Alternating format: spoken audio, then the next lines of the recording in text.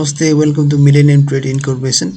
र सधैँ चाहिँ हामी चाहिँ एउटा नेप्सीको अपडेट लिएर आएको छौँ। नेप्सीमा के भइरहेको छ, नेप्सीमा फल कहिलेसम्म हुन्छ र के को कारणले फल आएको भनेर डिस्कस गर्छौँ है त। र सुरुमा चाहिँ यो के भन्न चाह्यो भने हाम्रो एउटा ग्रुप छ है, ट्रेडिङ ग्रुप, जुन चाहिँ हाम्रो लास्ट भिडियोहरूमा पनि तपाईँहरूलाई आउने गर्थ्यो होइन, जोइन हुनुहोस् भनेर नम्बर वाट्सएप दिएको। ल यो वाट्सएपमा चाहिँ हाम्रो ट्रेडिङ चाहिँ यस्तो भएको छ है। लास्ट टाइम यो वेडनेसडे नै हामीले प्लान बनाएको थियौँ, जब कि सारा नेपालीहरू चाहिँ बालेन सरकार आयो भने 3200 पार गर्छ भनेर थियो होइन।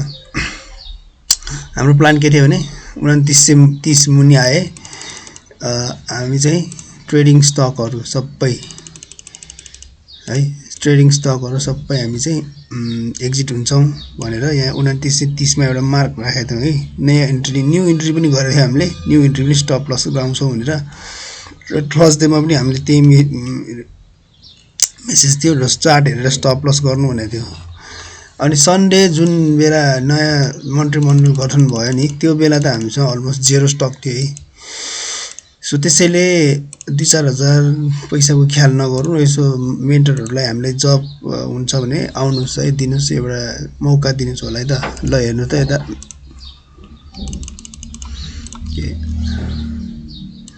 हाम्रो टिएमएस अभोइड गरेको थियो है वेडनेसडेबाट नै। अनि यहाँबाट 2905 मा स्टप लस गर्छौँ र 2930 पछि चाहिँ हामी एक्जिट हुन्छौँ भनेर प्लान बनाएको थियो है। र अर्को एउटा कुरा के भन्न चाहेँ भने मैले चाहिँ तपाईँहरूलाई यो एउटा नेप्सेन्स भन्ने सफ्टवेयर छ है, टेक्निकल एनालाइसिसको, जुन चाहिँ एकदमै राम्रो छ है।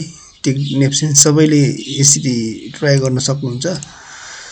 एन्ड ल हेरौँ त है त। नेप्सेमा के भएको छ भने नेप्सेमा चाहिँ त्यही हो, करेक्सन खोजिरहेछ। एउटा इन्डिङ डायगोनल प्याटर्न बनाएको थियो होइन, लाइन ट्रेन लाइन ओके, एउटा यो इन्डियन डायगोनल प्याटर्न जस्तो बनाएको थियो होइन, जसो त्यसैलाई चाहिँ फलो गरेको थियो है नेप्सेले चाहिँ। ओके, अब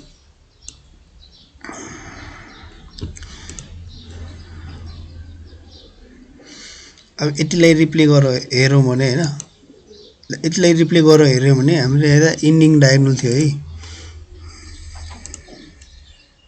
ट्रेन लाइन इन्डिङ डायगोनल भनेको सरी यतानिर हाम्रो इन्डिङ डायगोनल थियो है त।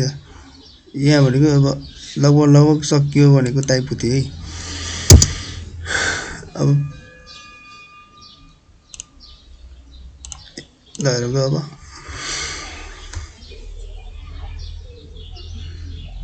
के यो सबै यो मार्केटको फियर एन्ड ग्रिडको साइकोलोजीबाट है। सबैजना ग्रिडमा थिए होइन, सबैजनाले पैसाहरू कहाँबाट जो गरेर यहाँबाट सेयर किनेछन् सबैले यहाँबाट है। अनि झऱ्यो यता।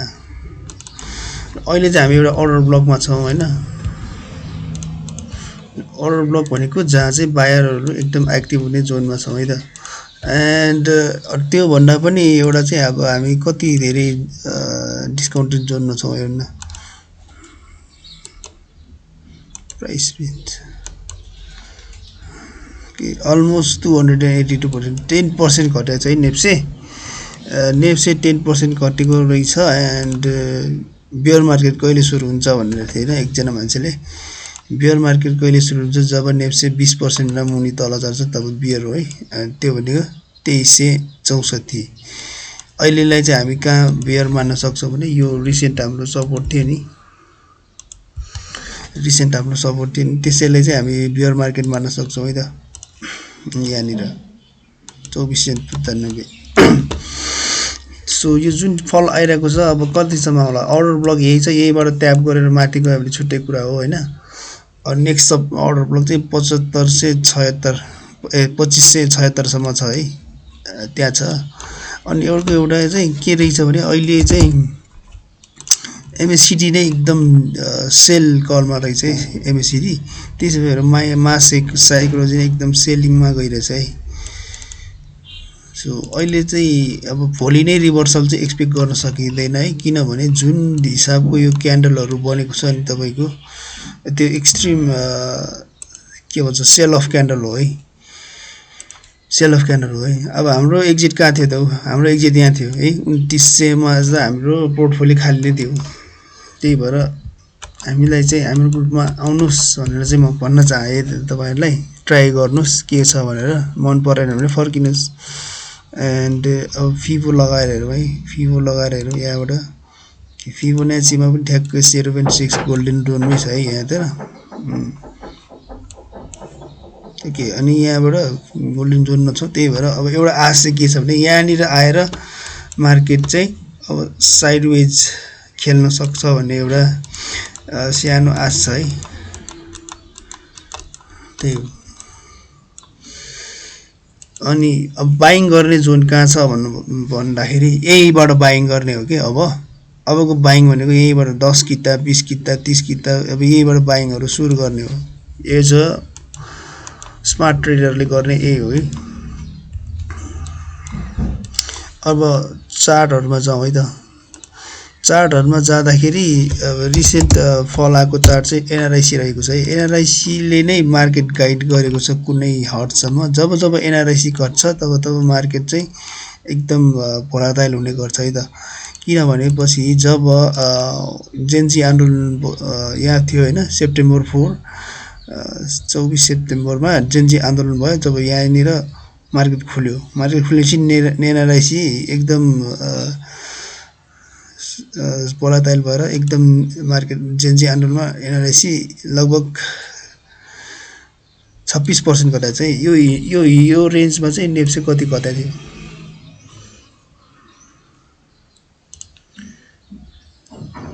यहाँनिर थियो है। जेनजी आन्दोलनपछि यतानिर थियो मार्केट चलेको सेप्टेम्बर 8 तिर हो।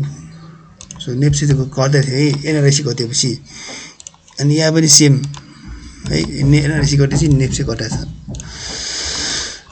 अब एनआरआईसी को अर्डर ब्लक यही नै रहेको छ हैन। अब यो अर्डर ब्लकलाई रेस्पेक्ट गरेन भने चाहिँ हामी चाहिँ अब यहाँनिर आउन चान्सेस है। त्यही भएर एनआरआईसी र एचआरएल चाहिँ सस्टेन नभएसम्म वी गोना सी फर्दर फल इन नेप्से है त। प्लस एचआरएल मा त हिजो एकदम एक्सट्रिम बियरिश क्यान्डल बनेको छ। यो भनेको स्टार्ट नै तल भएको छ है एचआरएल मा। किनभने यो भनेको स्टार्ट नै यहाँबाट ओपन भयो, यतानिरबाट मात्रै यसको लो थियो हैन, अलि मात्रै पुश भएको। सो एचआरएल पनि सस्टेन नभएसम्म त्यति पोजिटिभ चाहिँ हुन सकिदैन। किनभने एचआरएल र एनआरआईसी ले को स्टक प्राइसले चाहिँ नेप्सेको मुभहरु डिमान्ड गर्छ है। सो अब भोलि कमिङ डेजमा चाहिँ यता तलतिर आएर प्राइस सस्टेन भयो भने छुट्टै कुरा हो है, एनआरआईसी यो भइहाल्यो। अर्डर सेक्टर पनि एकदम सानो एकदम झरेको छ। अब अर्डर सेक्टरमा फर्दर फलहरु अझ आउने चान्स रुमहरु छ है अर्डर सेक्टरमा। यो पालि चाहिँ एकदमै गाह्रो परेको थियो।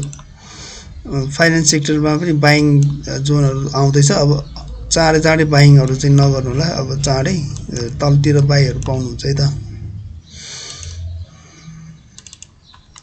सो किन्ने मौकाहरु अहिले नै हो है। अब तपाईहरु के गर्नुहुन्छ, हामी एकदम इम्पल्स भन्छौं अनि यहाँनिर सबै यहाँनिर पैसा यहाँ राख्छौं, तर त्यो होइन है। अब किन्ने एरिया अब तलै हो। अब सबै झ्यामझ्याम लाएर एकैपल्ट किन्ने हैन, अब बिस्तारै किन्न थाल्ने है त। त्यो भन्छ नि when orders are greedy be fearful and vice versa भनेर, त्यही हो। हाइड्रो पावर भइहाल्यो। अनि माइक्रो फाइनान्स एउटा पनि अब ठ्याक्क बायर ब्रेकरमा छ। त्यो माइक्रो फाइनान्स पनि एउटा किन्दा हुन्छ। अर्को एउटा स्टक चाहिँ फर्स्ट माइक्रो फाइनान्स रहेको छ है। फर्स्ट माइक्रो फाइनान्स त्यही बायर ब्लकमा रहेको छ। यो अन्टिम चाहिँ 760 है। अब यो 760 मा किन्नु भयो तपाईले भने हैन, अब नेप्से पनि झर्यो। अब अझ फर्दर आउँदैछ भने तपाईले जतिमा किनेको त्यति नै स्टप लस हुन जान्छ है त। ओके, यो भयो। अर्को एउटा युएनएचपीएल, यो स्टक चाहिँ एकदम राम्रो देखिरहेछ अहिले युएनएचपीएल।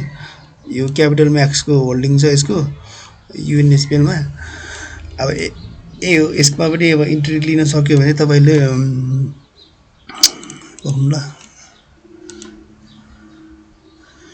तपाईको स्टप लस हुने चाहिँ जम्मा 8% है। अहिले 8% राख्नुपर्छ स्टप लस। 8% नराखे पनि तपाईको स्टप लस यहाँनिरै छ। त्यसरी चाहिँ काम गर्न सकिन्छ है। कि अहिले चाहिँ खासै त्यस्तो स्टकहरु पर्सनली मैले हेरेको छैन। अब जुन आफ्नो स्टकहरु छ त्यो त स्टकहरु चाहिँ एभरेज गर्नलाई हेर्नु होला है त। Thank you so much.